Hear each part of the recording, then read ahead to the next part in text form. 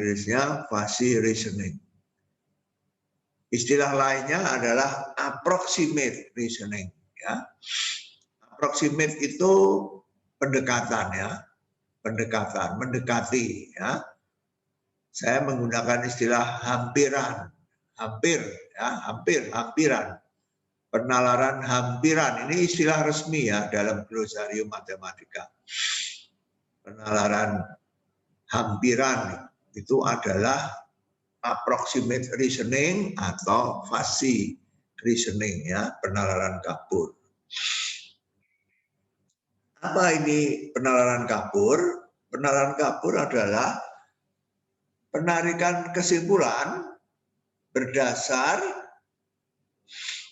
dua hal. Satu, implikasi kapur. Dua, suatu fakta yang diketahui, ya, yang memuat predikat kabur. Ya.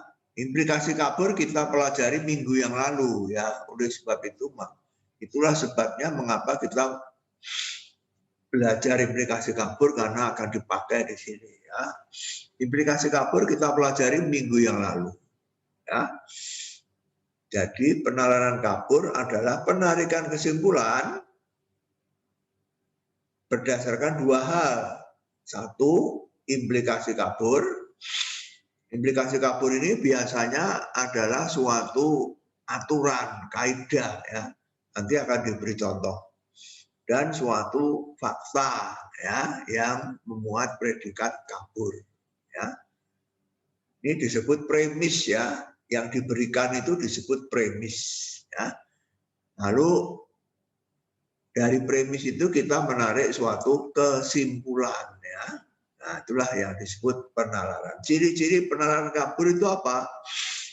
Implikasinya kabur, ya. Kalau penalaran tegas itu implikasinya ini tegas, ya. Kalau penalaran tegas ini implikasinya tegas. Kalau penalaran kabur ini implikasinya ini kabur, ya. Itu bedanya dengan penalaran yang kita pelajari dalam landasan semester yang lalu. Ya. Nah, dasarnya adalah modus ponens ini, ya.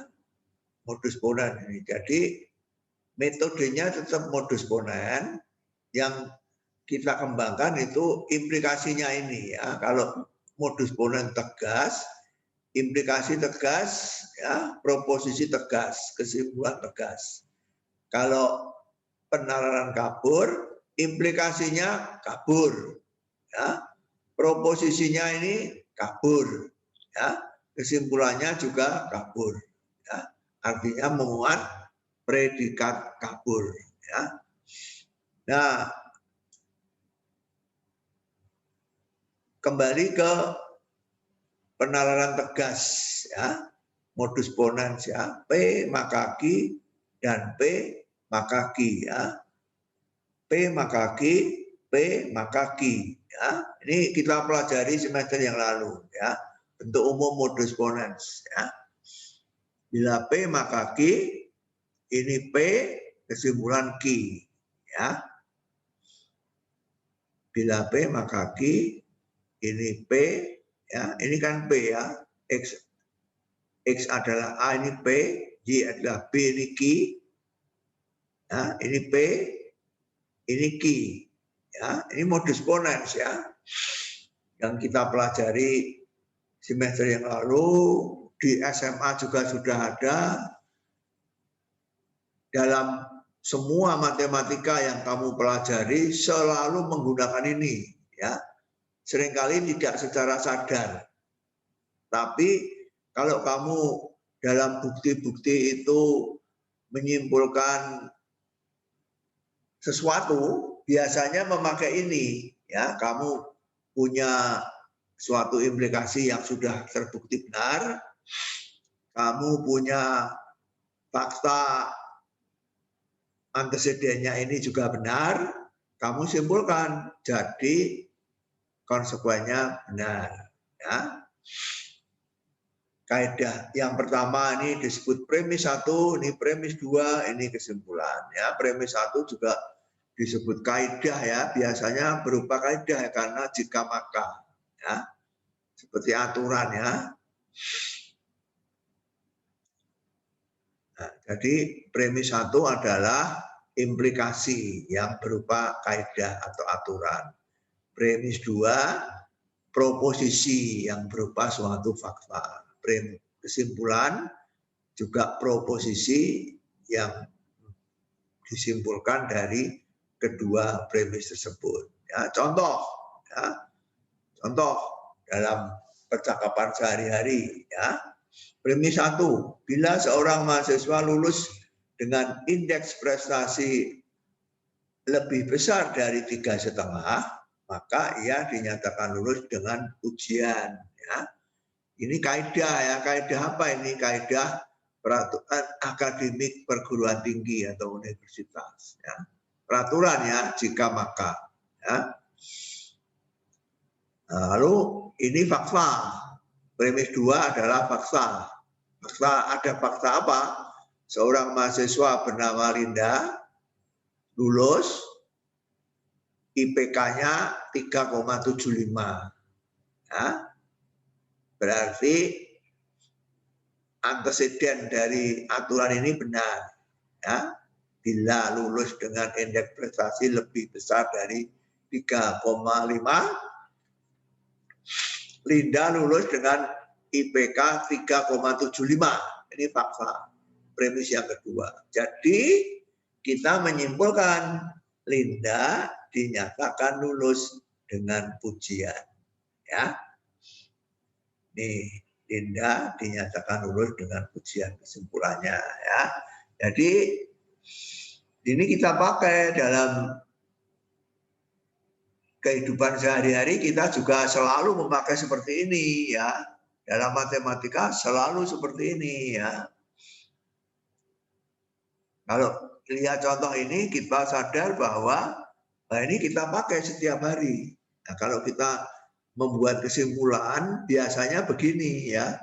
Ada suatu kaidah atau aturan berupa implikasi ya. Kemudian ada fakta yang membenarkan merupakan proposisi anteseden yang benar, bukan konsekuen ya, tapi anteseden yang benar, maka kesimpulannya adalah konsekuennya benar ya, dinyatakan lulus dengan pujian, ini konsekuennya ya, implikasi anteseden konsekuen, ya, konsekuennya benar. Jadi Linda dinyatakan lulus dengan pujian. Ya. Nah, ini tegas semua ya, semua tegas ya. Tidak ada predikat kabur di sini ya. Indeks prestasi lebih besar 3,5, ini tegas ya. Lulus dengan pujian juga tegas ya. Kalau kamu wisuda lulus dengan pujian, kamu akan memakai selempang kuning. Ya. Jadi tegas.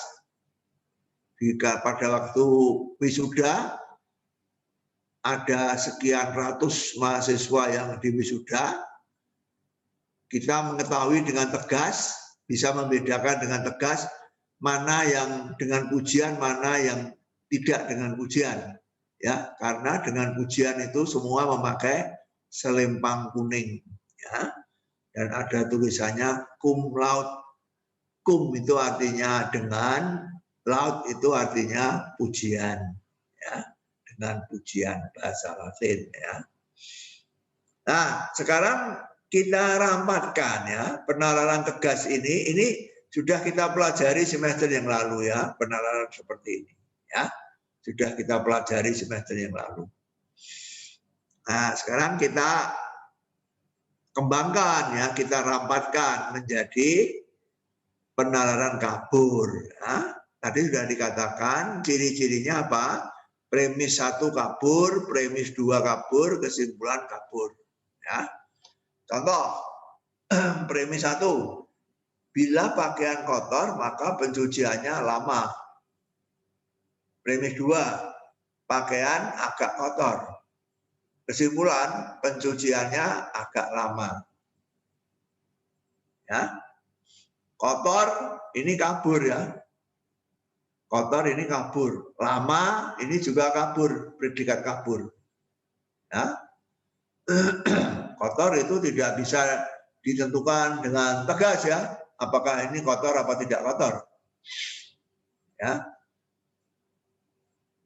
Tidak bisa ditentukan dengan tegas ya. Pakaian. Tapi kalau misalnya pakaian itu celana, itu bisa ditentukan dengan tegas ya. Celana itu bisa ditentukan dengan tegas. Ya. Tidak bisa orang ragu-ragu apakah ini celana atau baju ya, jelas ya. Celana itu tegas. Tapi kalau kotor itu tidak tegas ya. Kalau kotor itu tidak tegas. Ya. Lama itu juga kabur ya. Lama berapa menit ya. Nah, tidak bisa ditentukan dengan tegas lama itu berapa menit atau berapa jam ya. Itu yang pertama ya. Kaidahnya berupa implikasi kabur ya. Minggu yang lalu sudah kita pelajari implikasi kabur adalah implikasi yang anteseden dan konsekuensinya memuat predikat kabur ya. Seperti ini ya. Premis 2, kalau tegas itu bila P maka Q P ya. Kalau di sini bila P maka Q, premisnya itu bukan P ya. Premisnya itu bukan pakaian kotor tetapi boleh pakaian agak kotor ya. Ada pengubah linguistiknya di sini ya. Jadi premis 2 itu tidak 100% sama dengan anteseden ini ya. Berbeda dengan penalaran tegas ya. Bila X adalah A maka Y adalah B. Premis 2-nya X adalah A, persis ini ya. X adalah A. Kesimpulannya Y adalah B ini, persis ini ya. Jadi premis 1 bila P maka Q, premis 2 P. Kesimpulannya Q. Ya, P-nya P apa? P ini. Q-nya Q apa? Q ini. Ya. Jadi premis 2 ini kalau tegas adalah anteseden dari aturan. Ya. Antesidennya ini. Ya. Nah kalau kabur, premis 2-nya tidak persis anteseden, tapi anteseden yang diberi modifikasi. Ya. Anteseden yang boleh anteseden yang dimodifikasi dengan pengubah linguistik. Ya, masih ingat ya, pengubah linguistik agak dan sangat. Ya. Jadi kalau tegas itu premis 2-nya pakaian kotor. Ya. Premis 2-nya pakaian kotor. Ya. Kalau penalaran kabur, premis 2-nya boleh kotornya itu dimodifikasi dengan pengubah linguistik. Pakaian agak kotor. Ya. Lalu kesimpulannya pencucian agak lama. Ya. Jadi kalau dirumuskan secara skematis, bila X adalah A maka Y adalah B. A dan B predikat kabur. Ya. Premis 2, X adalah A aksen. A aksen ini bukan komplement ya, tapi A yang dimodifikasi. Ya. Agak A atau sangat A. Ya. Ini. Jadi bedanya dengan penalaran tegas, premis 2-nya ini bukan, kalau tegas premis 2 X adalah A, kesimpulannya Y adalah B ya. Tapi kalau penalaran kabur, premis 2-nya boleh X adalah A yang dimodifikasi, ya. Kotor menjadi agak kotor, ya. Kotor menjadi sangat kotor, ya. Boleh dimodifikasi, tidak harus persis sama dengan anteseden ini.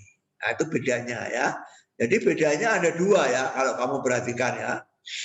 Pada penalaran kabur dibandingkan dengan penalaran tegas mempunyai dua perbedaan, ya, dua perbedaan. Pertama,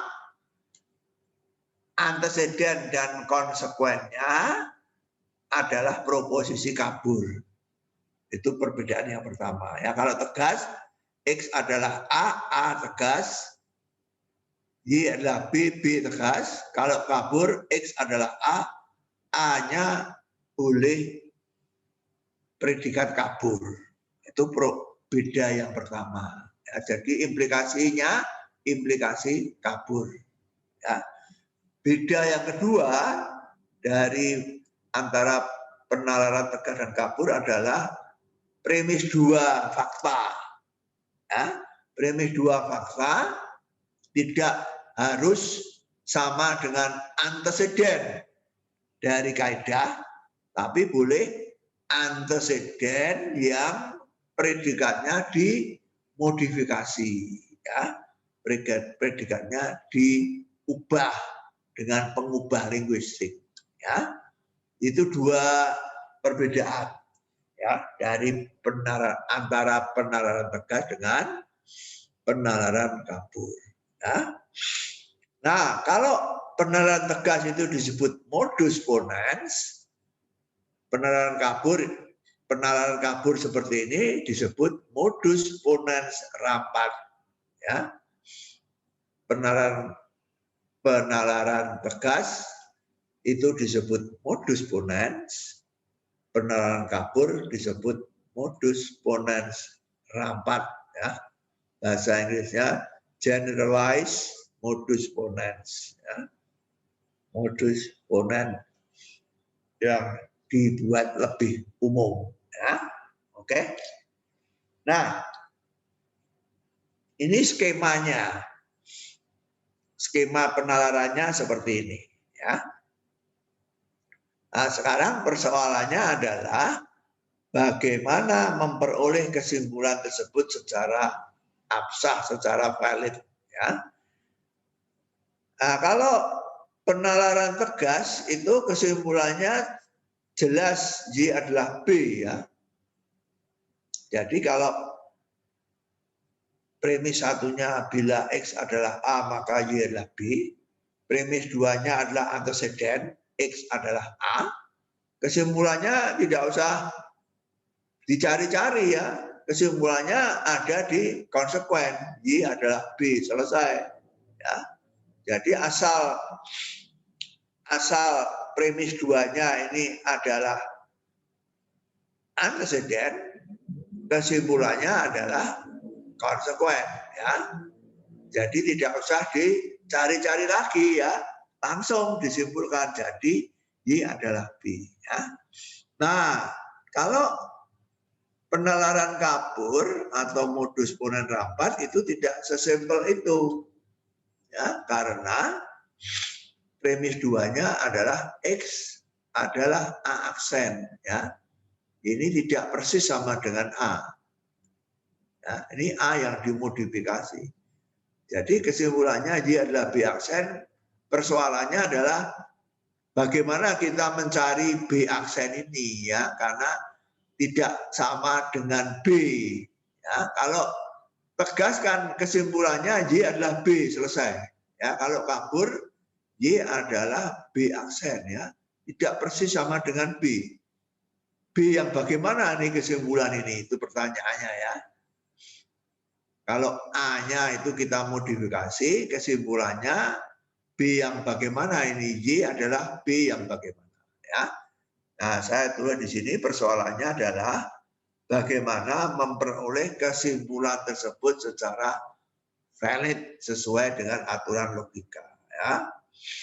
Jadi bagaimana mencari B aksen ini pada dasarnya, ya. B aksen harus dicari. Ya, harus dicari karena B aksen ini tidak persis sama dengan B. Ya, jadi harus dicari B aksen ini. Jadi kita harus mempunyai aturan untuk mencari B aksen ini. Ya. Nah, aturan itu disebut kaidah inferensi komposisional. Ya. Jadi untuk menjawab pertanyaan bagaimana mencari B aksen, kita mencari B aksen dengan suatu aturan yang disebut compositional rule of inference. Ya.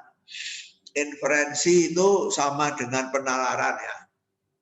Penarikan kesimpulan, inferensi, penalaran. Inferensi itu sama dengan penarikan kesimpulan. Ya. Aturan penarikan kesimpulan komposisional itu artinya menggunakan kaidah komposisi. Ya. Nah, kaidah komposisi sudah kita pelajari ketika belajar relasi. Ya. Kita belajar relasi, kita pada akhir pembahasan mengenai relasi kita belajar mengkomposisikan dua relasi. Ya. Nah, bahkan kita belajar kalau semestanya berhingga, relasinya itu disajikan dengan matriks, lalu komposisinya seperti mengalihkan matriks. Kemarin kita pelajari itu ya, itu komposisi ya, komposisi dua relasi. Jadi jawabannya, bagaimana kita mendapatkan B aksen ini? Bagaimana kita mendapat B aksen ini? Jawabannya dengan menggunakan kaidah menarik kesimpulan menggunakan aturan komposisi yang sudah kita pelajari di halaman 101 ya. Yang sudah kita pelajari di halaman 101 ya.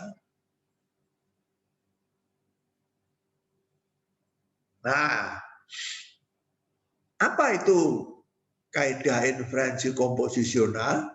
Ya. Apa itu kaidah inferensi komposisional?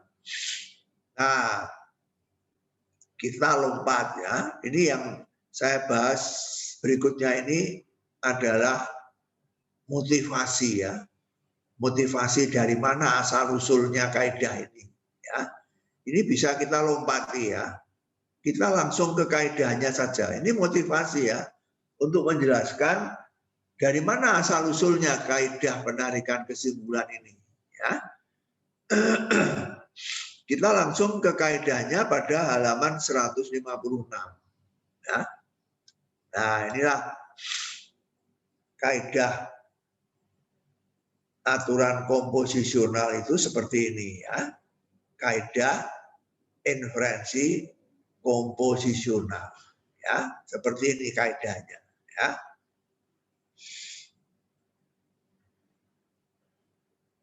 Jadi ini premis 1, ini premis 2, ini kesimpulan. Bagaimana cara mencari kesimpulannya ya. Premis 1, bila X adalah A, maka Y adalah B. Ya. Nah, minggu yang lalu sudah kita pelajari bahwa implikasi kabur dapat dipandang sebagai relasi. Ya. Kalau A itu himpunan kabur pada semesta X, B himpunan kabur pada semesta Y, maka implikasi ini adalah relasi dalam semesta X kali Y. Ini minggu yang lalu ya, sudah kita pelajari minggu yang lalu. Ya. Nah, dan implikasi itu kita beri lambang, relasi itu kita beri lambang anak panah ini. Ya, masih ingat ya? Minggu yang lalu kita belajar implikasi macam-macam kan? Ada Dinas Reser, ada Sadeh, ada Mamdani Min, Mamdani Darab, dan seterusnya. Ini ya, kita pakai sekarang ya. implikasi kabur ini kita pandang sebagai relasi dalam semesta X kali Y yang kita lambangkan dengan lambang anak panah ini, ya. X itu apa? X adalah semestanya himpunan kabur A. Y itu apa? Y adalah semestanya himpunan kabur B, ya. Oke, itu premis 1. Sekarang premis 2. X adalah A aksen, ya. Tadi X adalah A aksen. A aksen adalah A yang dimodifikasi, ya, dengan pengubah linguistik. Nah, ini bukan implikasi, ya. Ini proposisi kabur. Ya. Proposisi kabur kemarin sudah kita pelajari, predikatnya kita nyatakan dengan himpunan kabur A aksen, ya, dalam semesta X, ya, dalam semesta X, ya. Perhatikan X ini dengan X ini harus sama, ya. X kecil pada premis 1 dengan X kecil pada premis 2 ini harus sama, ya. Berarti semestanya X ini dengan X ini sama semestanya, ya. Ya, jadi premis 1 adalah relasi kabur pada X kali Y. Premis 2 adalah himpunan kabur dalam semesta X. Kesimpulannya B aksen ini bagaimana? Jawabannya B aksen adalah hasil komposisi dari A aksen dengan implikasi, ya. Ini premis 1, ini premis 2. Dikomposisikan, ya. Nah, maka kaidah ini disebut kaidah inferensi komposisional karena aturannya itu menggunakan aturan komposisi relasi, ya. Jadi A aksen dikomposisikan dengan implikasi kabur ini. Himpunan kabur ini adalah premis 2, ini adalah premis 1, dikomposisikan, ya. Komposisikan, ya. Menghasilkan himpunan kabur dalam semesta Y dengan fungsi keanggotaan sub T mu A aksen X mu implikasi X, Y untuk semua X dalam X, di mana T adalah suatu norma T, ya. Nah, untuk mengingat kembali dari mana sub T ini, saya akan kembali ke halaman 110. Coba kamu buka kembali bukumu halaman 110 ini, ya. Saya akan kembali ke sini supaya kamu paham dari mana itu asal-usulnya, ya. Ini yang kita pelajari kemarin ketika kita belajar komposisi relasi, ya. Ada 2 relasi, ya. Ini mengulang, ya. Saya ulang supaya kamu paham apa yang dibahas pada kaidah inferensi komposisional itu, ya. Diketahui relasi R1 relasi kabur pada semesta X kali Y. Ini artinya relasi antara elemen-elemen di X dengan elemen-elemen di Y, ya. Masih ingat, ya. Diketahui R2 relasi kabur pada semesta Y kali Z, ya. Relasi kabur antara anggota-anggota Y dengan anggota-anggota Z, ya. Maka komposisi R1 dan R2, kita tulis R1 bundaran R2 adalah relasi kabur pada semesta X kali Z, ya. Dengan fungsi keanggotaan mu R1 bundaran R2 XZ sama dengan sub T. T adalah norma T, ya. boleh diganti apapun juga asal norma T, ya. Mu R1 X, Y, mu R2 Y, Z. T dari mu R1 X, Y, mu R2 Y, Z.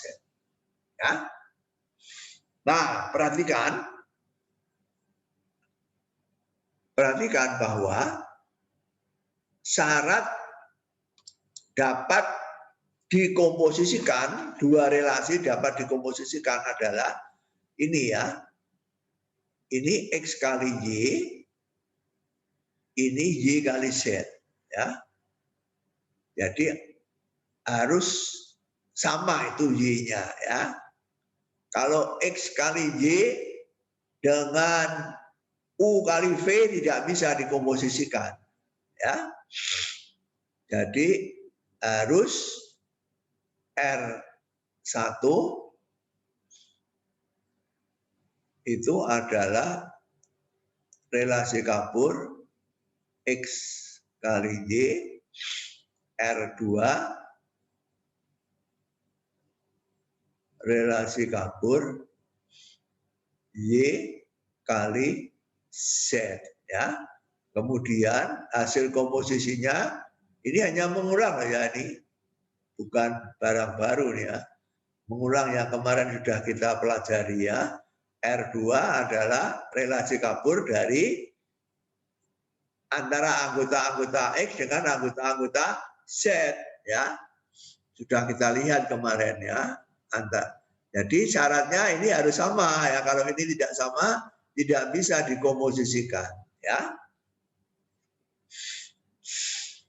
Jadi kalau Y-nya itu tidak sama, tidak bisa dikomposisikan, ya. Hasil komposisinya adalah relasi antara anggota-anggota X ini dengan anggota-anggota Z ini, ya.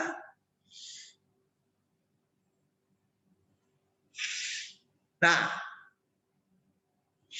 sekarang bagaimana ini kita pakai pada kaidah inferensi komposisional, ya. Pada kaidah inferensi komposisional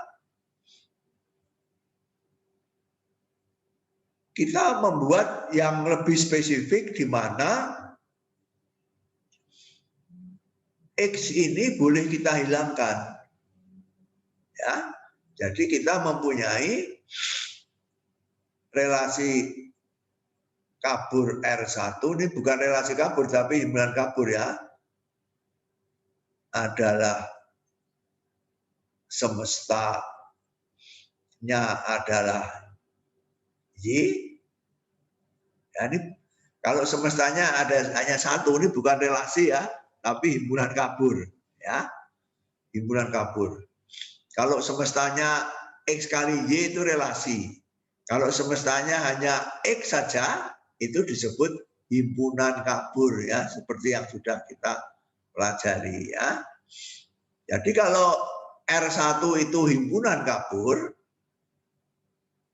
nah, R1 ini kalau seperti ini semestanya hanya Y, ini berarti R1 itu himpunan kabur ya, bukan relasi kabur ya. Lalu R2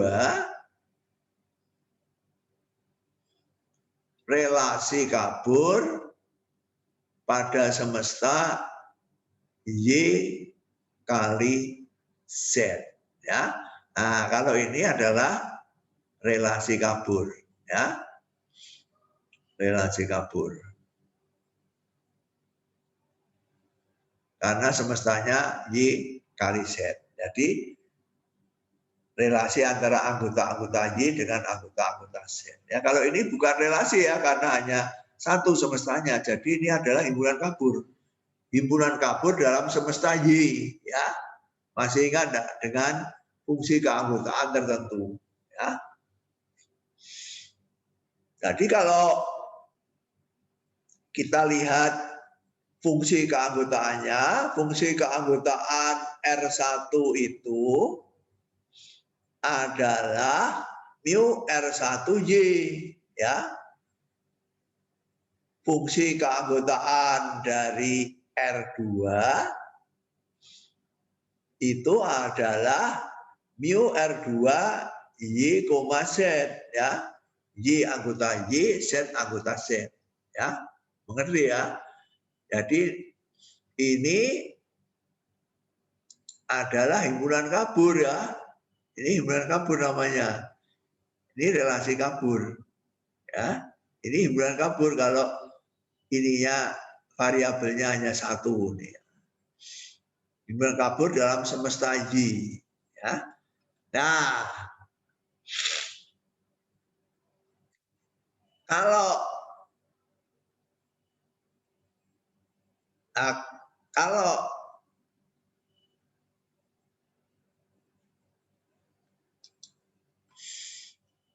Y-nya ini ya seperti pada R1, R2 contoh di bawah ini ya.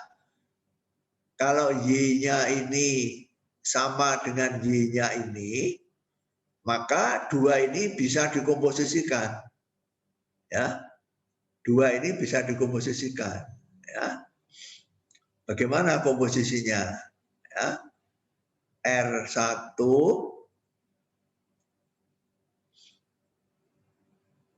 bundaran coba saya tulis di sini saja ya. R1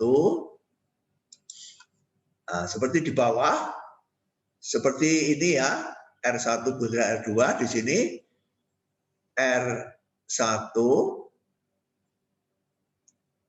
bundaran R2 ya. Nah, kalau di sini R1 bundaran R2 adalah relasi kabur pada semesta X kali Z ya. XY, YZ, komposisinya XZ ya. Nah, sekarang saya tanya. Ya, di sini Y, di sini YZ. Komposisinya berada di mana? Siapa yang tahu?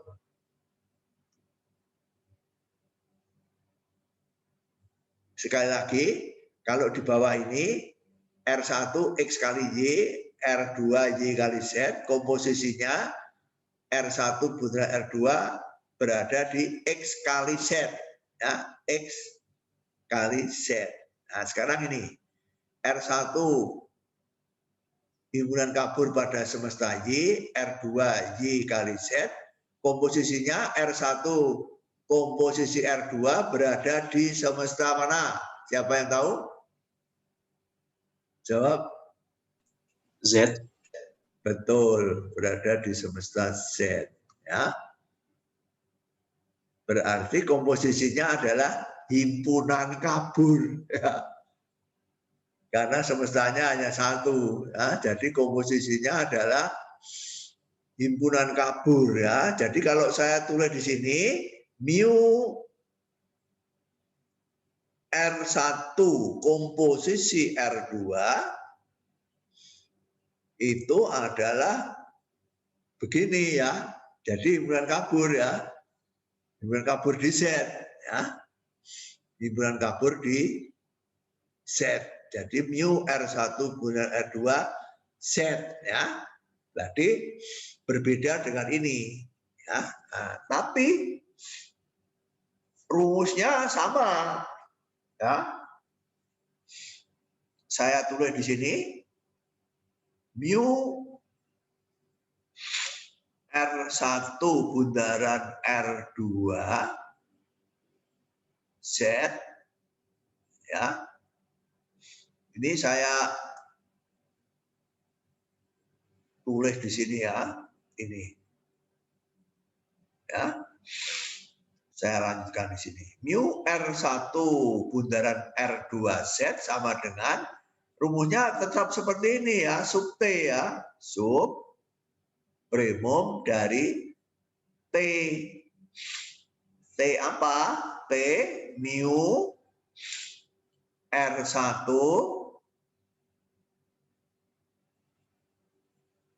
Y ya, mu R1 Y dengan mu R2 Y, Z, ya.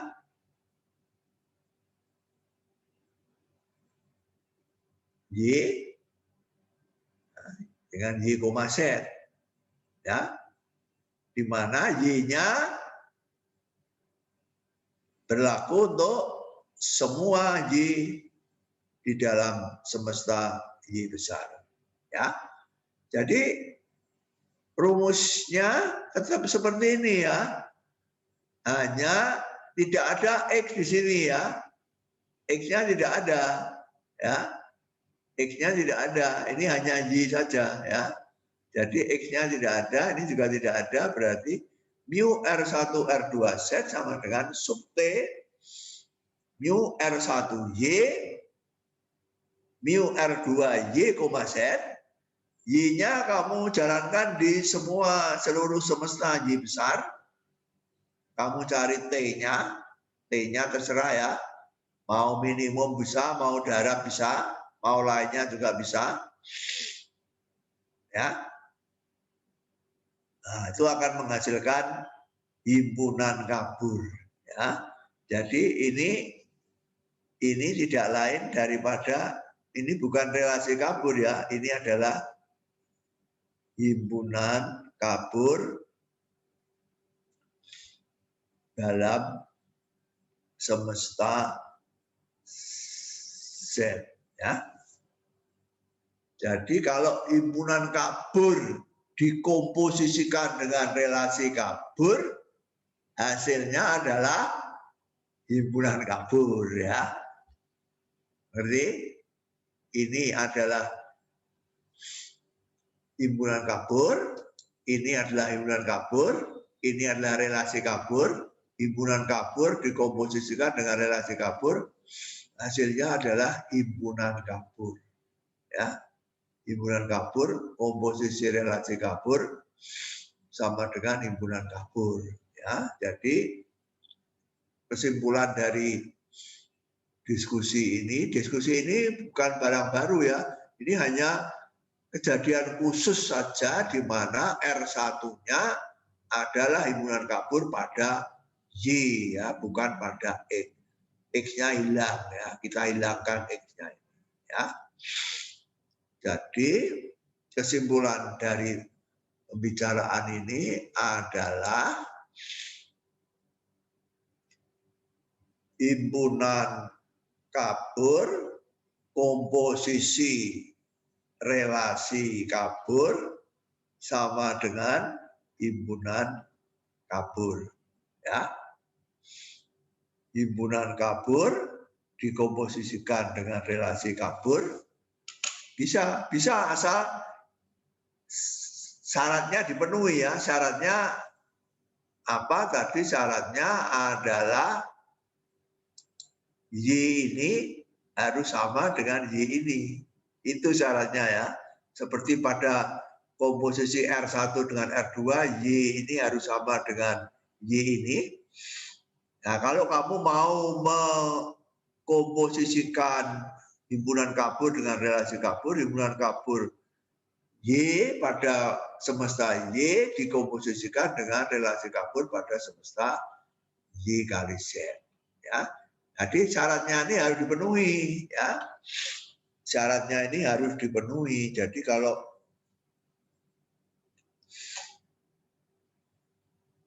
sekarang kita mempunyai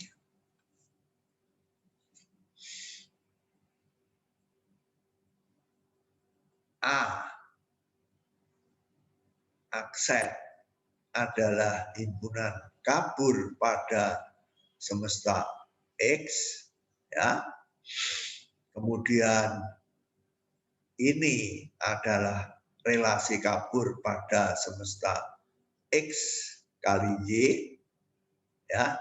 Ini yang tadi kita bicarakan ya. Premis 1, implikasi kabur pada semesta X kali Y. Premis 2, himpunan kabur pada semesta X ya. Nah, ini menurut ini bisa kita komposisikan ya. Bisa kita komposisikan menjadi apa? A aksen dikomposisikan dengan begitu, ngerti?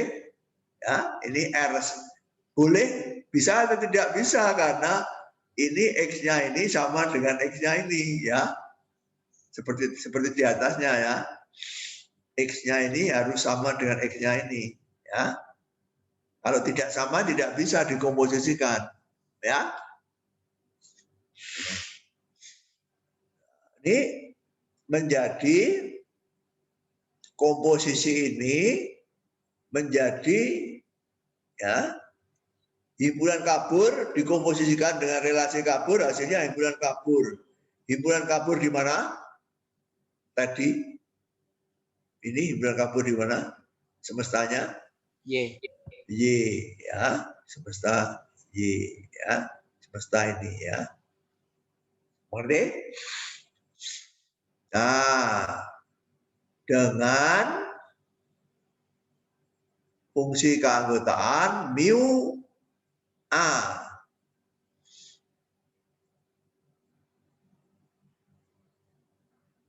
Ini Y sama dengan sub T dari mu seperti ini saja ya, persis seperti di atasnya ini ya. Mu A aksen X ya karena semestanya X dengan mu implikasi kabur X, Y. Ya, untuk semua X di sini ya. Untuk semua X di dalam semesta X besar. Mengerti? Jadi ini tidak lain daripada ini ya. Ini kita aplikasikan. Ya. Jadi ini menjadi ini menjadi ini ya untuk yang sedang kita bahas ya.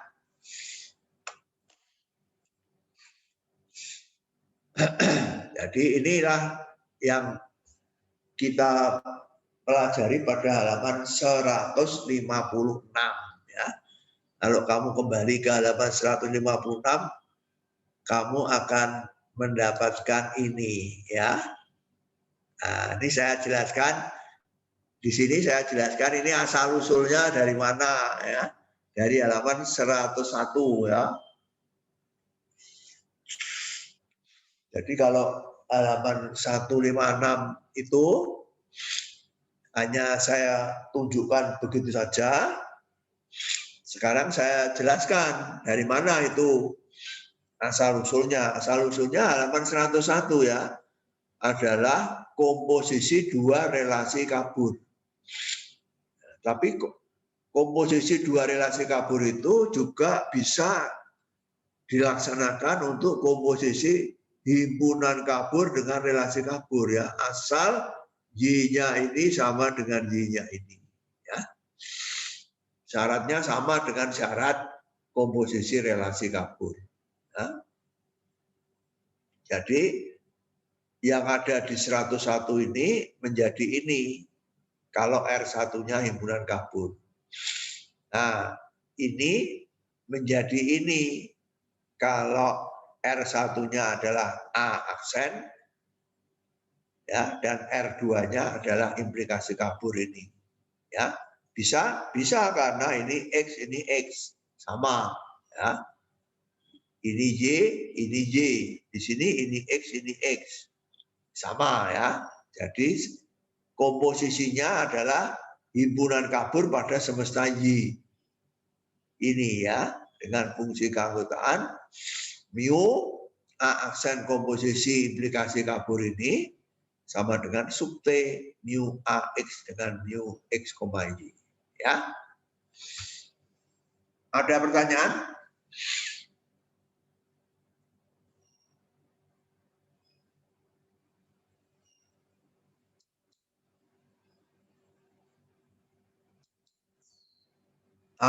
Itulah ya. Itulah asal-usulnya ini ya. Nah, ya. Di mana A aksen bundaran implikasi kabur itu kita definisikan sebagai B aksen. Ya.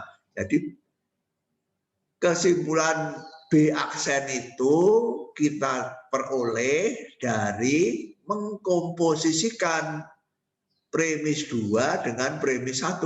Ya. Ini adalah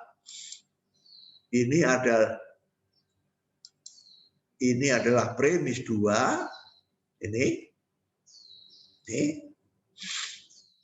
Ini adalah premis 1. Ya. Premis 2, komposisi premis 1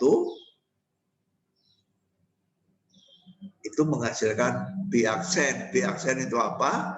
B aksen itu adalah kesimpulan ini. Ya.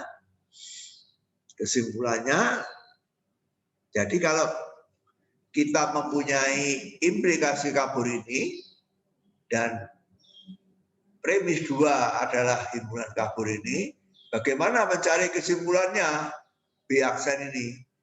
Mencari kesimpulannya dengan mengkomposisikan ya, premis 2, komposisi premis 1, itulah kesimpulannya B aksen.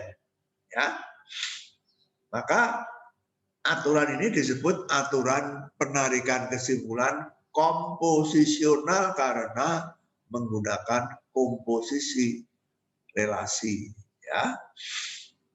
Nah, ini yang saya bahas di depan tadi ya, halaman 101 ya. Jadi kalau kamu beri catatan di sini ya, lihat halaman 101 ya. Kalau kamu nanti belajar bertanya-tanya ini dari mana, ini dari halaman 101 ya. Dari halaman 101 ya. Komposisi 2 relasi, tapi relasi yang pertama adalah himpunan kabur ya.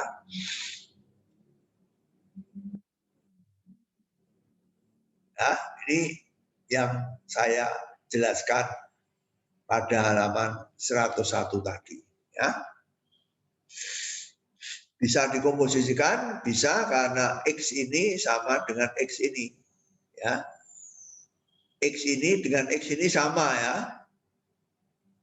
X ini adalah X ini ya. Kalau ini mahasiswa, ini juga harus mahasiswa. Jangan ini mahasiswa, ini pakaian, tidak bisa ya. Kalau ini mahasiswa, ini juga mahasiswa. Ya. Ini mahasiswa, begitu ya.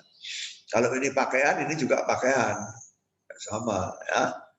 Jadi bisa dikomposisikan, bisa karena X ini sama dengan X ini semestanya ya. Menurut ketentuan komposisi itu harus sama ini ya. Oke? Ada pertanyaan?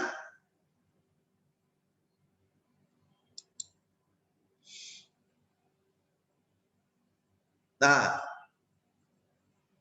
sekarang kita sedikit kita konkretkan ya. A aksen itu adalah A yang dimodifikasi dengan pengubah linguistik. Misalnya A aksen itu bisa agak A, bisa sangat A. Ya. Misalnya A aksen itu sangat A. Ya. A aksen adalah A yang dimodifikasi, diubah. Ya. Norma T ya, jadi kita konkretkan sekarang ya, A aksen ini sangat A. Norma T di sini kita konkretkan, kita pilih operasi baku minimum. Ya. Kemudian implikasi ini juga masih banyak kemungkinan kan, bisa Sadeh, bisa Dines Raser, Mamdani dan seterusnya, kita pilih Mamdani Darab. Nah, jadi dikonkretkan sekarang ya. Kalau mau mengkonkretkan kita harus menentukan T-nya ini apa, ya, A aksen ini apa, implikasi ini apa. Ya, nah, ditentukan di sini. A aksen adalah sangat A, implikasinya adalah Mamdani darab, T-nya adalah minimum, ya, minimum operasi baku. Ya. Nah, oke. Lalu kita bisa mencari B aksen ini ya. Maka B aksen adalah himpunan kabur dalam semesta Y dengan fungsi keanggotaan mu B aksen Y sama dengan sub min. T-nya menjadi min kan? Ya, sub min. Mu A aksennya sangat. Ya, kemarin sudah kita lihat ya, sangat itu dikuadratkan. Masih ingat? Ya, kalau agak itu diakarkan, kalau sangat dikuadratkan. Jadi mu AX kuadrat. Ya, ini aksennya sangat, mu AX kuadrat, ya, karena sangat. Ya, ini. Kemudian implikasi ini Mamdani darab. Mamdani darab itu simpel ya, mu X kali mu Y. Ya. Nah, mu AX kali mu BY. Ya, darab ya ini. Dikalikan kan anteseden A, konsekuen B. Ya, bila X adalah A, maka Y adalah B. Mu AX dikalikan mu BY. Oke. Nah, menjadi seperti ini. Lalu bisa kita hitung ya, kalau A-nya itu diketahui, ini dikuadratkan, B-nya diketahui, ini dikalikan dengan ini. Untuk setiap Y, ya bisa kita hitung ini ya. Bisa kita hitung derajat keanggotaan Y itu di B aksen. Ya. Di mana X ini kita jalankan untuk semua elemen X di dalam semesta X besar. Ya. Nah, kalau sekarang sudah, kalau ini belum bisa dihitung ya, karena belum ditentukan ya. T-nya apa, aksennya apa, implikasinya apa, belum ditentukan. Kalau belum ditentukan ya belum bisa dihitung ya. Kalau sudah ditentukan seperti ini bisa kita hitung ya. Bisa kita hitung untuk setiap Y dalam semesta Y. Ya. Nah, sekarang kita ingin melihat bahwa kalau A dan B itu himpunan tegas, rumusan ini, kalau A dan B itu himpunan tegas, rumusan ini itu menghasilkan modus ponens tegas. Ya. Coba kita lihat. Kalau A dan B itu bukan himpunan kabur tapi himpunan tegas. Kemudian A aksen itu A sama dengan A. Ya. Ini. Kalau A dan B ini bukan himpunan kabur tapi himpunan tegas. Kalau A aksennya ini adalah A, maka menjadi modus ponens biasa. Ya. Bila X adalah A, maka Y adalah B. X adalah A, kesimpulannya apa? Kesimpulannya apa?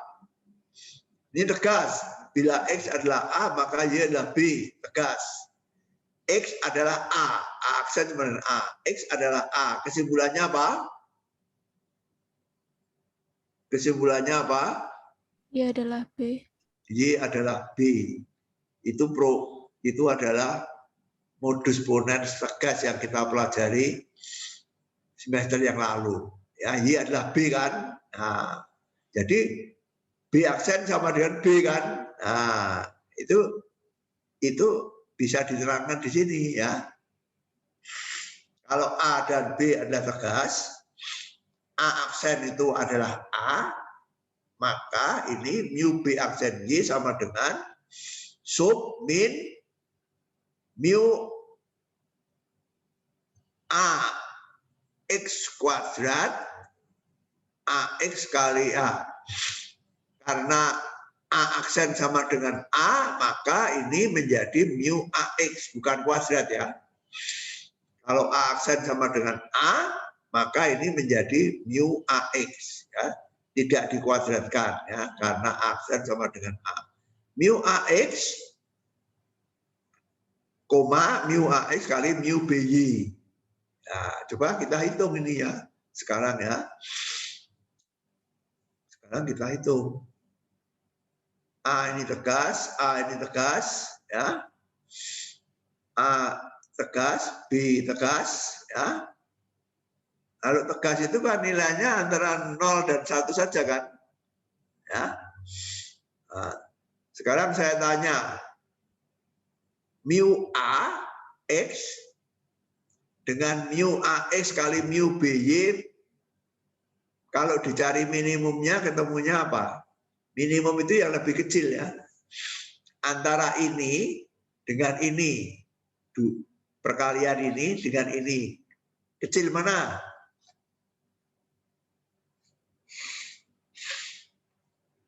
Kecil mana?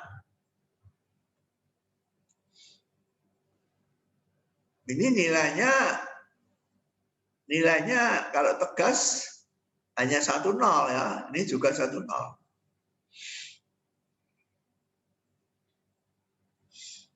Kecil mana?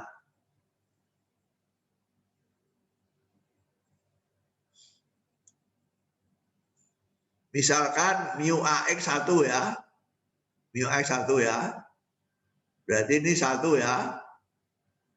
Kalau mu BY 1 berarti ini dengan ini sama. Ya, boleh ini sama kan. Ini 1 ya. Kalau ini 1, ini 1, ini 0. 1 kali 0, 0. Berarti ini lebih kecil kan? Nah, ini lebih kecil ya. Kalau ini 0, nah, kalau ini 0, ini 0, ini 0 sama. Kalau ini 0, ini 0, ini 1 sama juga ya. Jadi kalau A-nya 0 sama. Kalau A-nya 1, ini 1 sama. Kalau ini 0 berarti lebih kecil ini. Ya, jadi berapapun juga nilai mu A dan mu B, mu AX kali mu BX itu mesti lebih kecil dari mu AX. Ya. Jadi minimumnya adalah ini, mu AX kali mu BY. Ya. Untuk semua X ya. Nah, kalau ini tegas, kalau X-nya kamu jalankan di sepanjang semesta X besar, ini nilainya kan hanya 0101 saja. Bisa 0, bisa 1. Ya. Bisa 0, bisa 1. Kamu cari supremumnya, ya. Kalau 0 kan menghasilkan 0 perkaliannya, ya. Kalau 1 menghasilkan B kan. 1 kali B berarti ya. Berarti supremumnya adalah 1 ya. Kalau 101010 supremumnya 1. Ya. Nilai yang tertinggi adalah 1. Ya. 1 kali mu BY adalah mu BY. Ya. Jadi kesimpulannya mu B aksen Y sama dengan mu BY. Artinya apa? B aksen sama dengan B. Ya. Berarti dalam kasus ini aturan tersebut tidak lain daripada modus ponens tegas. Ya. Jadi kalau A dan B tegas, A aksen itu sama dengan A, ternyata B aksen sama dengan B. Ya, nah itu apa itu? Itu modus ponens tegas ya. Bila X adalah A maka Y adalah B, X adalah A jadi Y adalah B. Ya, itu modus ponens tegas. Ini menunjukkan apa? Menunjukkan bahwa modus ponens tegas itu kejadian khusus dari modus ponens kabur. Ya. Jadi modus ponens tegas itu tidak hilang, masih ada di sini. Ya. Modus ponen tegas itu masih ada di dalam sini ya. Untuk kejadian ini, A dan B tegas, A aksen sama dengan A, modus ponens kabur ini menjadi modus ponens tegas. Ya. Jadi modus ponens tegas adalah kejadian khusus dari modus ponens kabur, atau modus ponens kabur adalah pengembangan perampatan dari modus ponens tegas. Ya. Nah, ini tadi kan MD ya, kalau digunakan Mamdani M, hasilnya juga seperti itu ya, sama saja.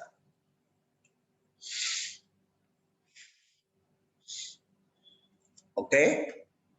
Nah, sekarang kita buat lebih umum ya. Kalau tadi kejadian khusus ya, sekarang bukan kejadian khusus, kejadian kabur sekarang ya. Sebelumnya ada pertanyaan tidak? Bertanya yang tidak jelas apa? Imelda Padai tanya. Belum, Romo. Tadi Christopher tanya. Belum ada, Romo. Lintang. Belum ada, Romo. Misal. Belum ada, Romo. Agung. Belum ada, Romo. Adriana biasanya tanya. Sekarang belum ada, Romo. Apa ada yang belum jelas? Apa ada yang belum jelas? Riris? Masih cukup jelas, Romo. Sri Mulyani?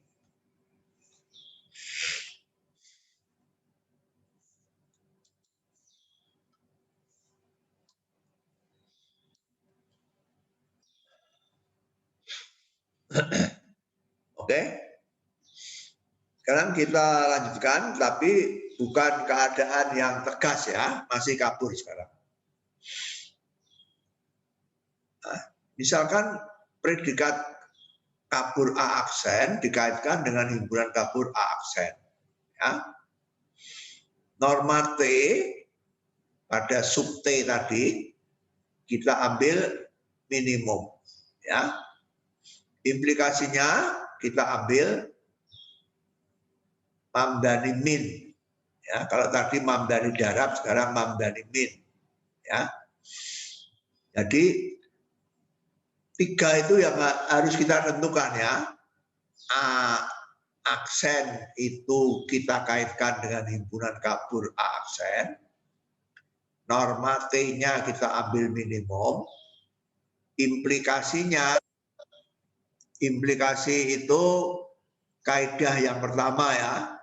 Sebagai implikasi kita pakai implikasi Mamdani min. Ya. Mamdani minimum. Maka kesimpulan ini ya.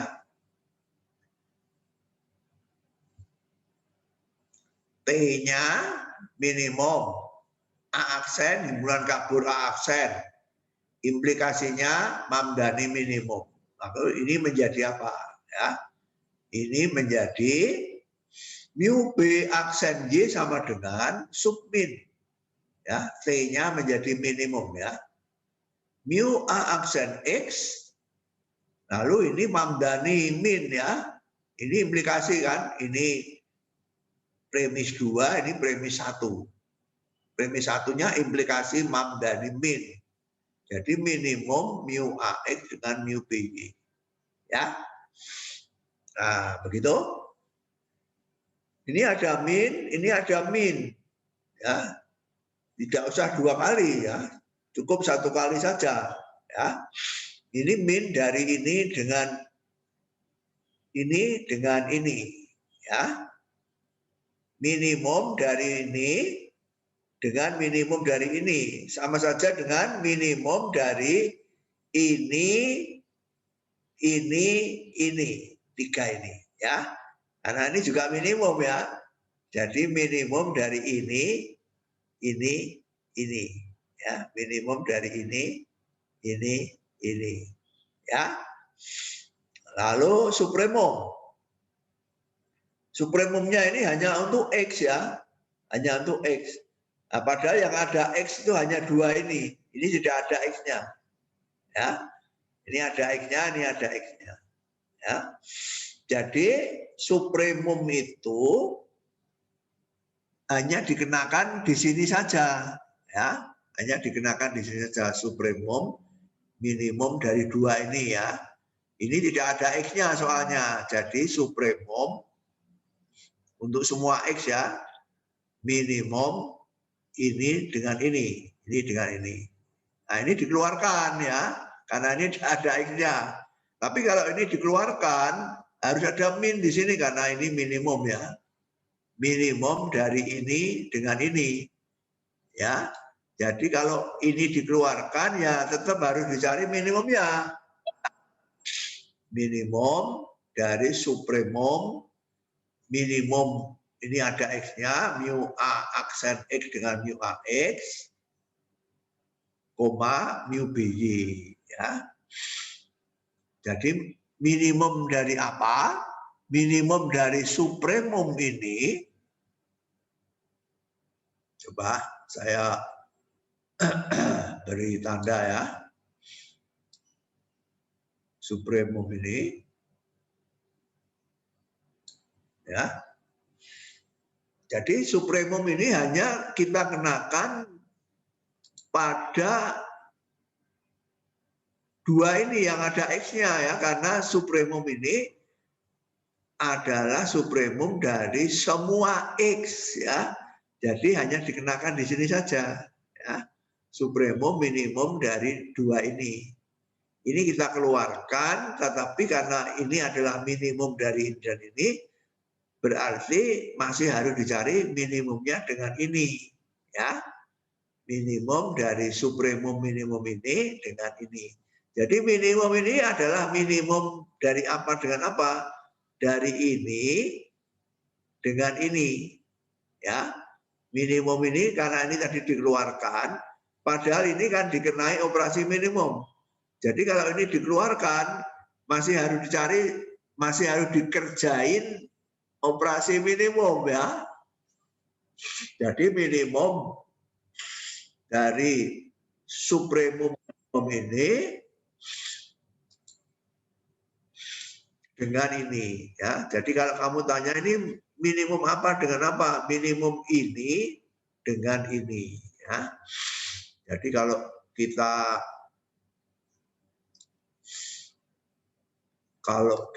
besarkan minimum ini, coba saya beri kurung yang lebih besar ya. Misalnya kurungnya ini ya. Kurungnya saya besarkan, ini kurungnya. Minimumnya ini adalah minimum apa dengan apa, minimum ini dengan ini. Komanya saya besarkan ini ya. Komanya saya besarkan supaya kita melihat ini minimum apa tadi? Minimum ini dengan ini ya. Melihat minimum ini dengan ini ya.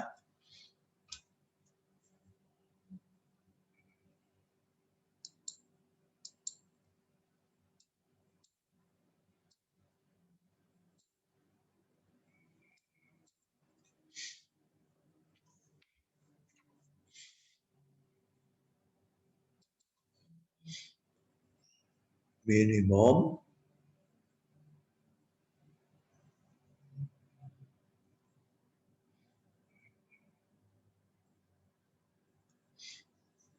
ini koma, nah, komanya dibesarkan ya supaya tahu batasnya berhentinya di mana ya, berhentinya di mana ya. Nah sekarang jadi minimum antara ini dengan ini 2 ya. Minimum antara itu dengan itu. Nah, yang pertama ini kita beri nama W. W itu apa? W itu ini. Supremum, minimum, mu A aksen X, mu AX. Jadi yang pertama ini kita beri nama W. Ya. Yang pertama itu kita beri nama W. Jadi kalau yang pertama itu kita beri nama W, ini menjadi minimum W dengan mu BY. Ya, W dengan mu BY. Ya, W dengan mu BY. Mengerti? Nah, ini kita beri nama W. Nah, W dengan mu BY. Ya, W adalah supremum minimum mu A aksen A dengan mu A aksen X dengan mu AX. Ya.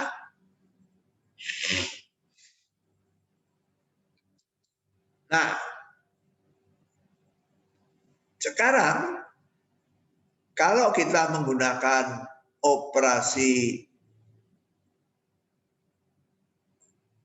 taku, minimum ini tidak lain daripada irisan. Ya. Kalau kamu punya mengulang ya, mengulang.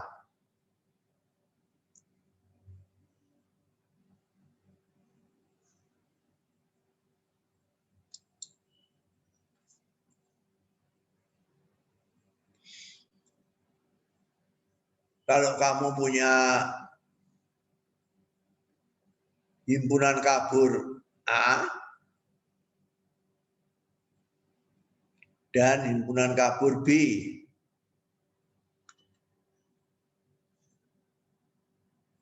irisannya A, irisan B,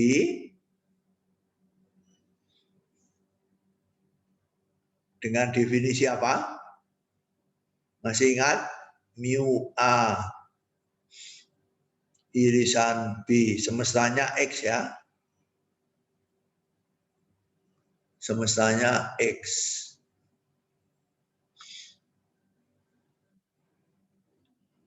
X sama dengan baku minimum kan? Masih ingat ya? Minimum mu A X dengan mu BX ya. Mu AX dengan mu BX.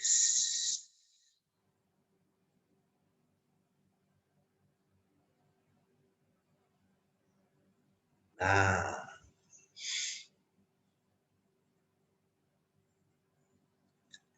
ini sebenarnya kurang mu ya. Ini tulisan ini kurang tepat ya. Yang benar begini ya.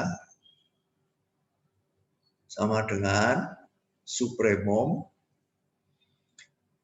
Minimum ini kita ganti ini kan. Minimum ini sama dengan ini. Sama dengan ini. Ya.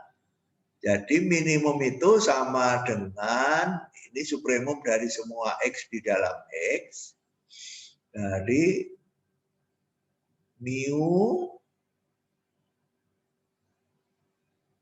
A aksen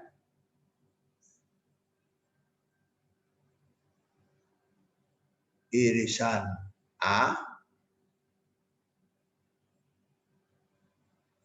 X ya.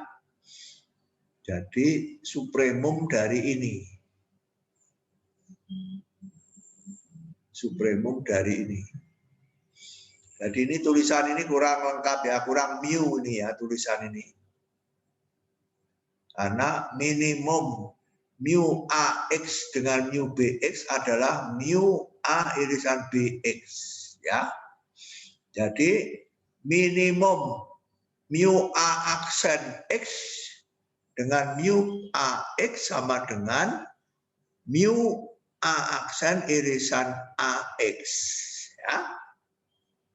Untuk semua X dalam semesta X besar. Ya.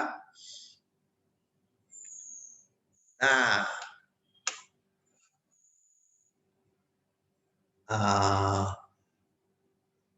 saya hapusnya dulu ini.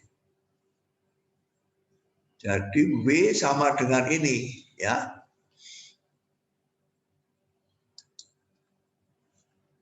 Jadi W sama dengan ini. Ya.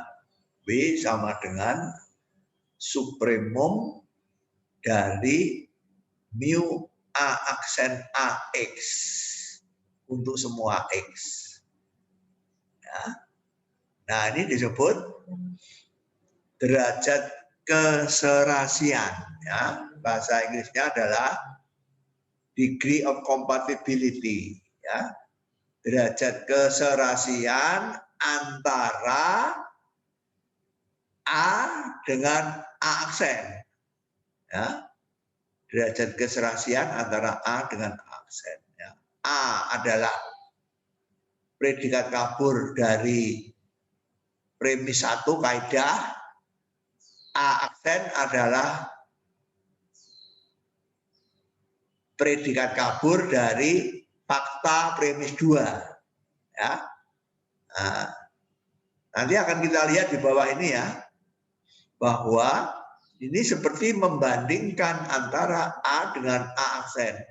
Sejauh mana A dengan A aksen itu serasi atau kompatibel. Ya.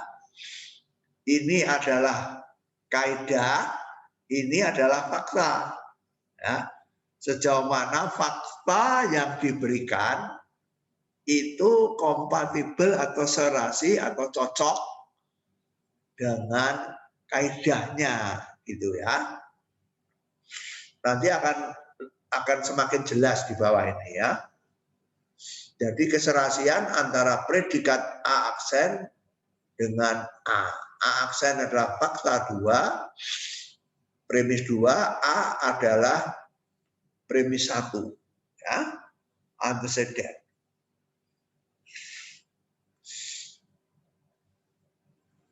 Nah, jadi kesimpulannya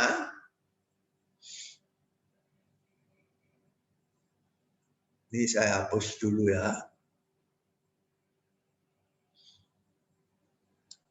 Ini dihapus dulu biar bersih.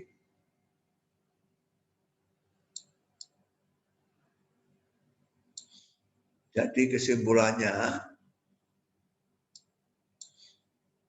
mu B aksen ini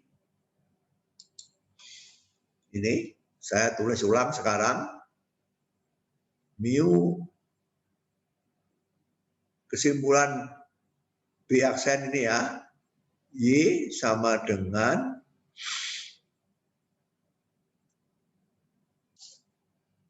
minimum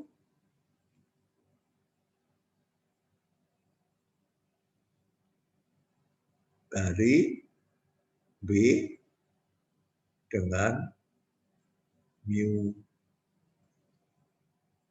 BY.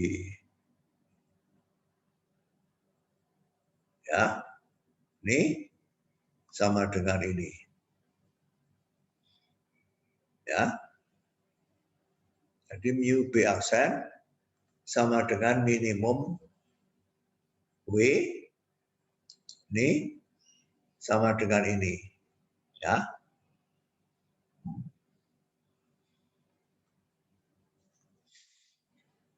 Nah, jadi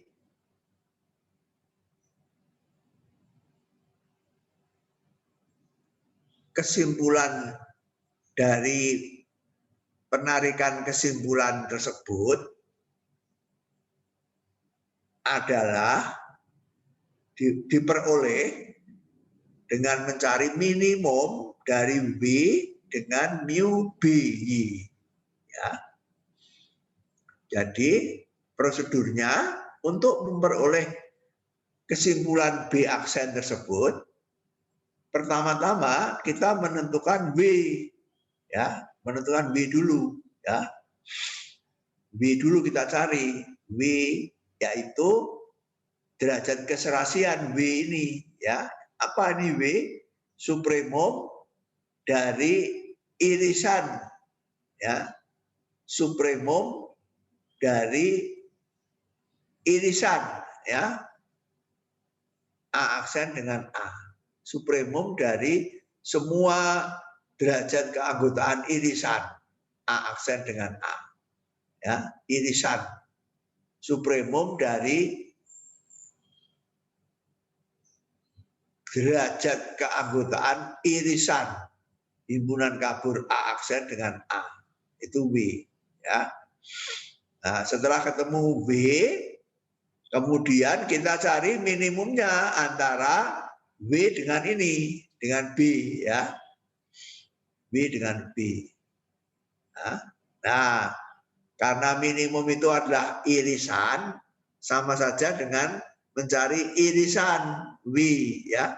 W itu boleh dikata sebagai himpunan kabur dengan derajat keanggotaan yang tetap sama dengan W, ya. Diiris dengan B. Ini kalau minimum kita pandang sebagai irisan, maka dapat dikatakan irisan W dengan B. Ya, irisan W dengan B. Nah, hal itu bisa kita gambarkan dengan gambar 6.4. Ya. 6.4. Ini gambar ini menjelaskan prosedur apa yang sedang kita lakukan itu, ya.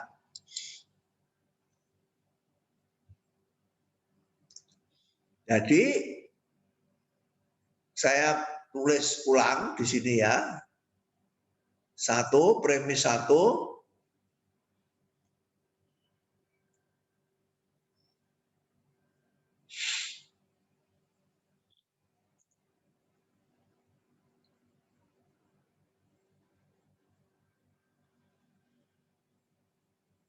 Bila X adalah A, maka Y adalah B. 2, X adalah A aksen. Ya.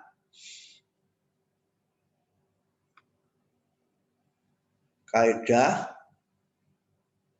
inferensi komposisional, ya. KIK. KIK, kaidah inferensi komposisional. Nah, kesimpulannya 3. Bagaimana kita mencari B aksen ini? Ya. Bagaimana kita mencari B aksen ini? Jawabannya menurut yang tadi kita pelajari di atasnya ini 2 langkah, ya. Langkah pertama mencari W. Ya. Tadi apa? Saya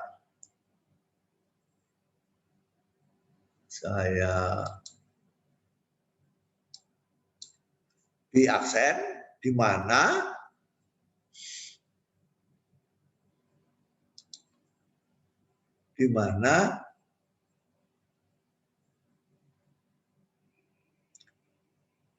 mu B aksen Y sama dengan minimum, tadi sudah kita hitung di atas, ya, W dengan mu B Y, ya. Ini tadi hasil perhitungan kita, ya. Mu B aksen Y sama dengan minimum dari W dengan mu BY. Ya, langkah pertama mencari W dulu. Kalau sudah ketemu W, lalu mencari minimumnya. Ya, jadi langkah pertama mencari W dulu. Ini W. Apa ini W? Ya, W itu apa? W adalah, tadi sudah kita hitung di atas ya, W adalah supremum dari apa? Dari semua mu A aksen irisan A X untuk semua X ya. Tadi nih ya, di atas tadi sudah kita lihat ya. W adalah supremum dari semua mu A aksen A irisan untuk semua X. Oke. Nah, kita gambar sekarang ya. Misalkan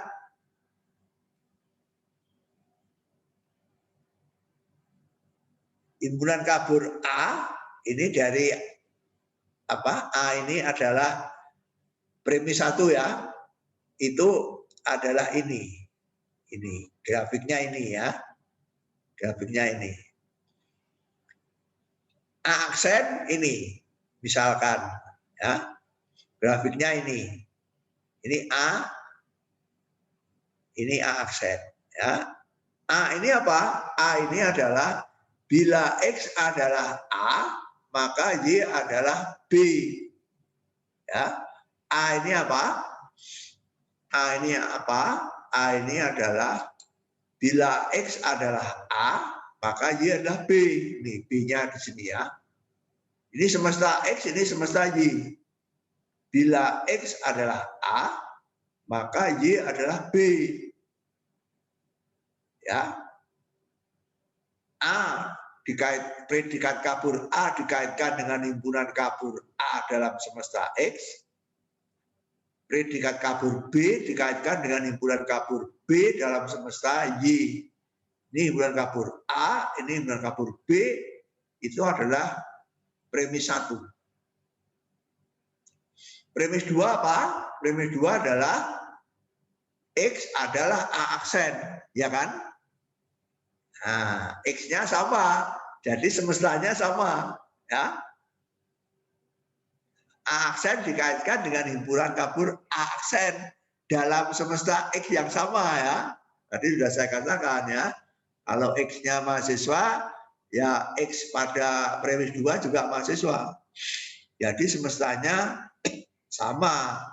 Semesta dari A dengan A aksen itu harus sama. Ya.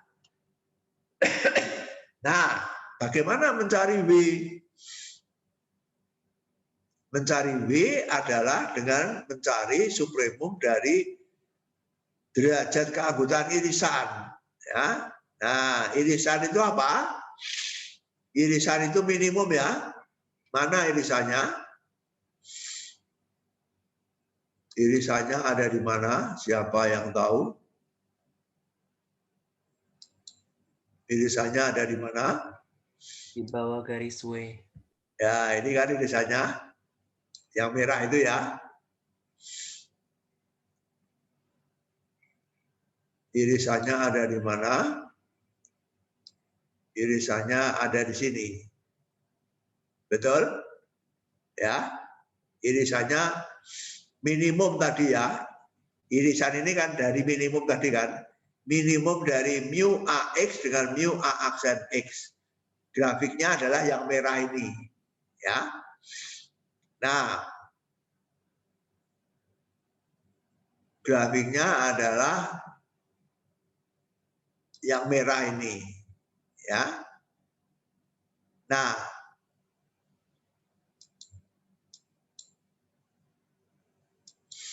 W adalah supremum dari semua derajat keanggotaan irisan. Ya, derajat keanggotaan irisan untuk semua X di semesta X ini. Ya, jadi X-nya ada di sini ya. X-nya ada di sini. Derajat keanggotaan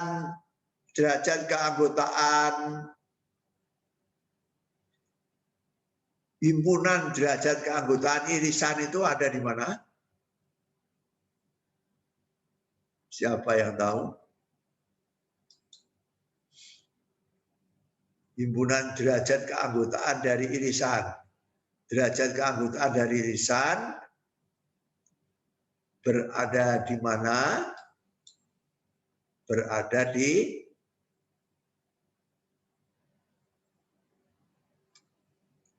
di sini. Ya. Kena apa? Kalau X-nya ada di sini, derajatnya berapa? Misal, kalau X-nya ada di sini, derajatnya irisan ini berapa? 0. Kalau X-nya ada di sini juga 0 kan?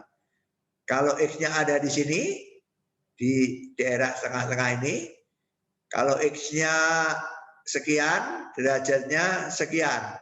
Ya. Kalau X-nya sekian, derajatnya sekian. Kalau X-nya berada di puncak ini, derajatnya sekian. Ya. Jadi, untuk semua X yang kamu jalankan di semesta ini, derajatnya berada di sini kan? Dari 0 sampai dengan sini kan? Jadi tidak? Dari 0 sampai dengan sini. Di sini tidak ada. Ya. Jadi himpunannya ini ya. Himpunannya ini. Kalau X-nya dijalankan, himpunannya ini. Himpunan ini ya adalah biru ini. Dicari supremumnya. Ya, dicari supremumnya. Supremum dari yang biru ini ya titik ini kan. Batas atas terkecil ya. Supremum itu apa? Batas atas terkecil. Ini batas atas, ini batas atas, ini batas atas, batas atas. Batas atas terkecil ya titik ini ya. Yang di bawahnya ini sudah bukan batas atas ya. Jadi W itu apa? W itu adalah ini ordinat dari puncak ini ya. Mengerti tidak? Ya, supremum dari ini. Himpunan ini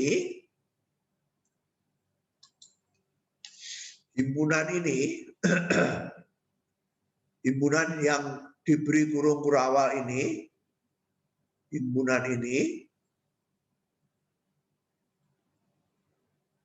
itu gambarnya ada di mana? Gambarnya ada di sini biru ini ya.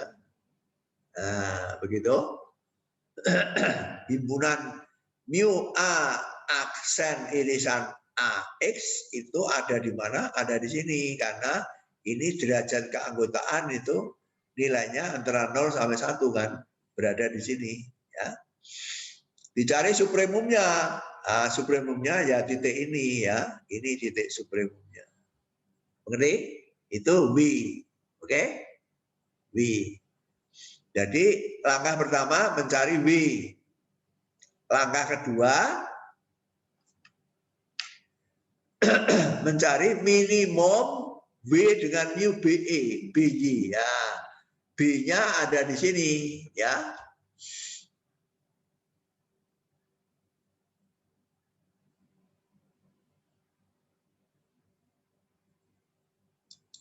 B-nya ada di sini ya. B-nya ada di sini. Ini B. B-nya ini ya.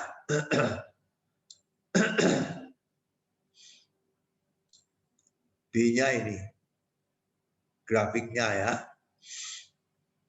B-nya ini pindah ke sini. Karena ini juga 10 di sini ya. Ini 10, di sini ada B, pindah ke sini. Dipindah ke sini. Sama ya, karena ini 10, ini juga 10. Ya. Jadi W-nya kita mau mencari minimum dari W dengan B. Minimum dari W dengan B untuk semua Y ya. Kalau Y-nya ada di sini minimumnya 0. Kalau Y-nya ada di sini, minimumnya adalah minimum antara ini dengan W. Kecil ini kan? Ya. Kalau ada di sini, minimum antara ini dengan W adalah W ya. Ini lebih besar W kan? Derajatnya kan di atasnya W ini, ya. Minimumnya ini dengan W adalah ini. Kalau di sini ini dengan W kecil ini, ya. Jadi seperti irisan ya, irisan W ini kamu pandang sebagai himpunan kabur dengan derajat keanggotaan konstan sama dengan W. Ya, jadi kalau diiris, ini irisan ya, irisan dari ini dengan ini, yaitu cari yang terkecil ya. Cari terkecil. Coba saya gambarkan, misalkan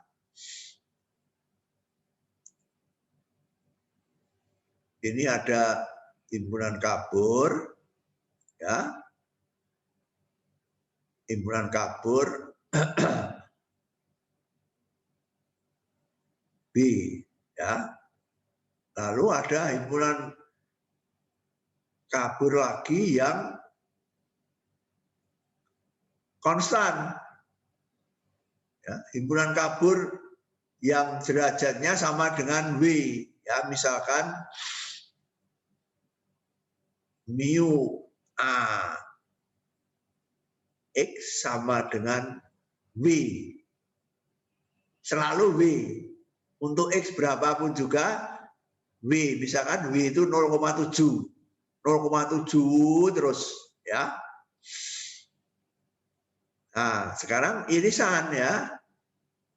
Mu A irisan B X sama dengan minimum ya dari W dengan mu BX ya. Mencari minimumnya seperti mencari irisan ya. Mencari irisan, mencari yang lebih kecil ya.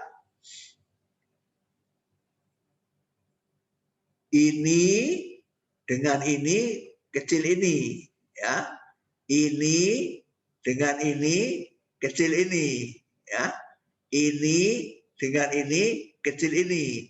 Jadi irisannya adalah ini, bukan? Ya. Jadi dengan perkataan lain B itu dipancung setinggi W ya. Istilah sehari-harinya. B ini dipancung ya. B ini dipancung setinggi W. Nah, itulah B aksen ya. Ketemu B aksen. Oke? Jadi langkah pertama mencari B sebagai supremum dari semua derajat keanggotaan irisan. Sesudah itu B itu kita pakai untuk memancung B ya. B-nya dipancung setinggi W, ketemulah B aksen. Mengapa dipancung? Karena minimum antara W dengan B, minimum antara W dengan B, ya ini ya, B dipancung ini. Ya. Jadi B aksen adalah himpunan kabur yang fungsi keanggotaannya ini sekarang ya. Ini. Ya. Nah, itulah kira-kira prosedurnya ya. Itu kira-kira prosedurnya. Nah, sekarang saya ingin sedikit menjelaskan mengapa ini disebut derajat keserasian antara A aksen dengan A. Ya. Mengapa W ini disebut derajat keserasian antara aksen dengan A. Ya.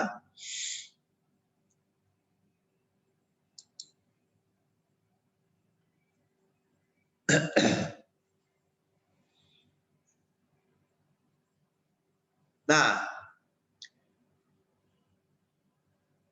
semakin A aksen itu serasi dengan A, itu artinya apa?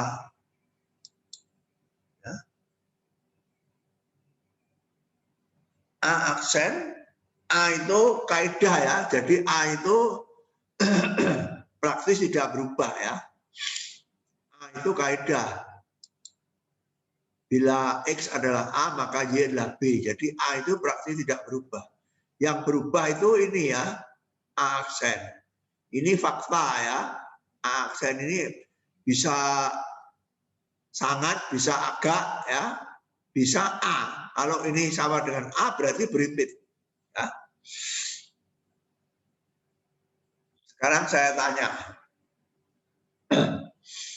siapa yang bisa menjawab? Kalau A aksen sama dengan A, ya, kalau A aksen sama dengan A,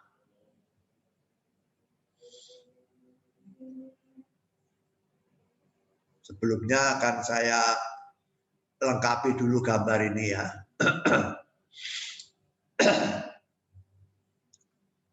Gambar ini akan saya lengkapi dulu. Ini misalkan 1, ini misalkan 0. Ya. Ini kurang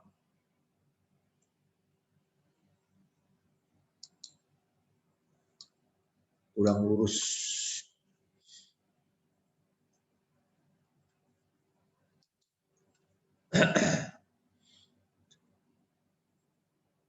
Ini 1.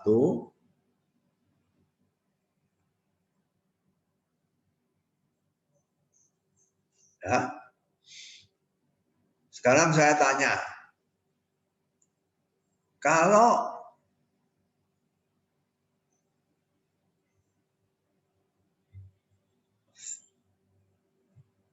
premis 2 A aksen itu persis sama dengan kaidah A,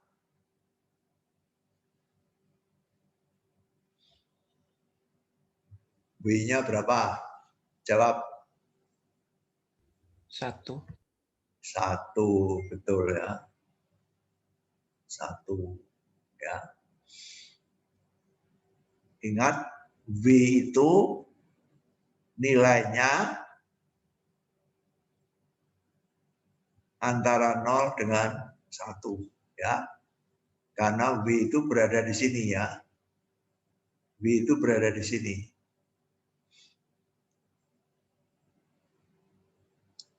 W berada di sini.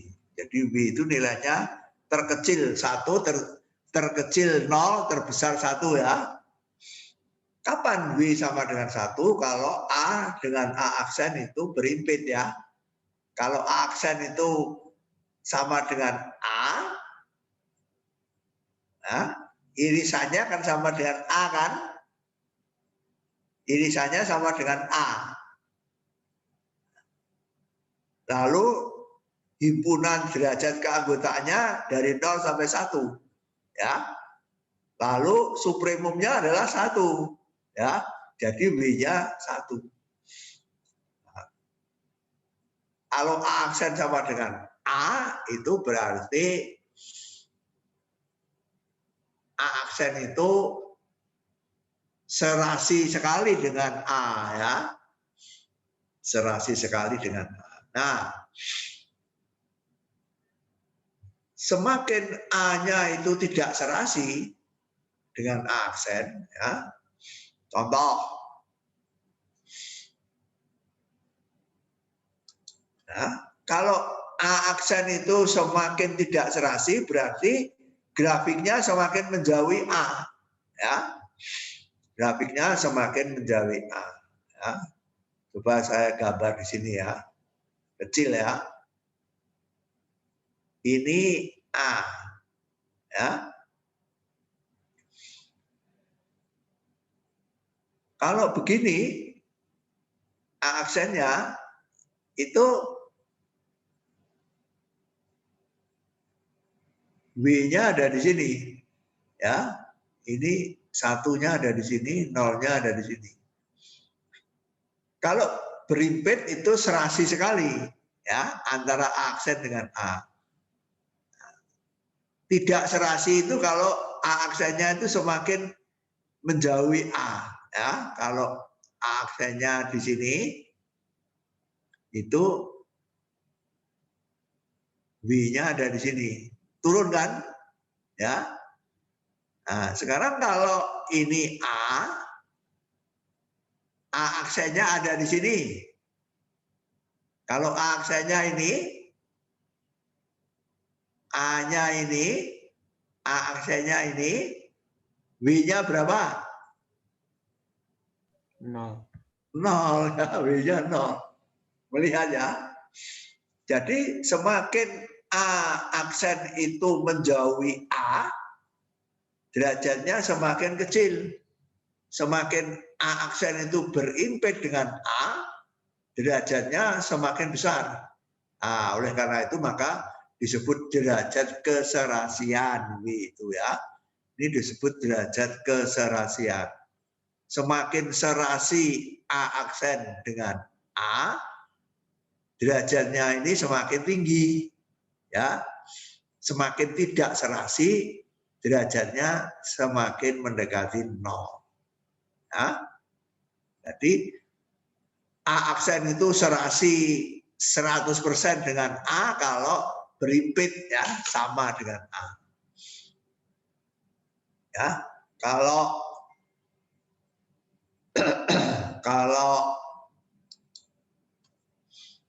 A aksennya itu ada di sini, kalau A aksennya itu begini, derajatnya turun kan? Derajat keserasiannya turun, ya. Kalau A aksennya itu ada di sini, lebih turun lagi kan? Nah, derajatnya turun lagi. Kalau A aksennya ada di sini, derajatnya jadi 0. Ya. Itulah sebabnya mengapa W itu disebut derajat keserasian. Ya, karena menunjukkan sejauh mana A aksen itu serasi kompatibel dengan A. Ya. Kalau A aksen berimpit dengan A itu berarti sangat kompatibel, derajatnya sama dengan 1. Ya. Kalau A aksennya itu semakin menjauhi A, semakin tidak serasi dengan A, maka derajat W-nya semakin mendekati 0.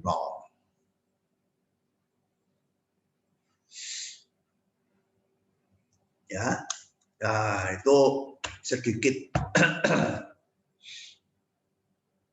penjelasan mengapa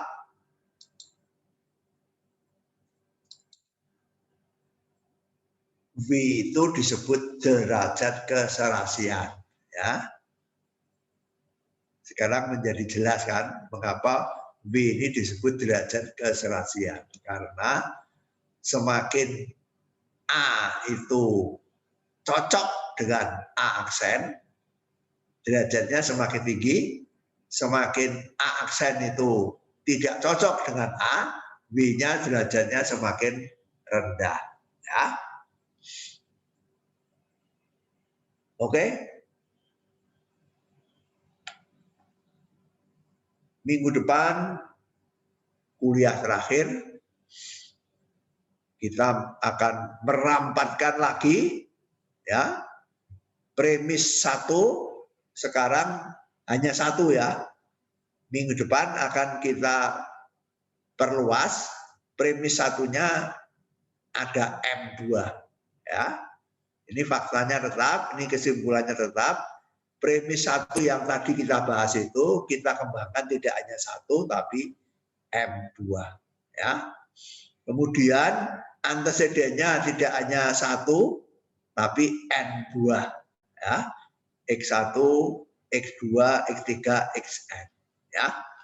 Ini disebut modus ponens serampat multikondisional, ya, multi banyak ya.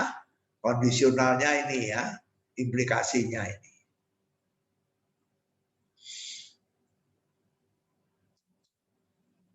Ada pertanyaan? Sebelum kita akhiri.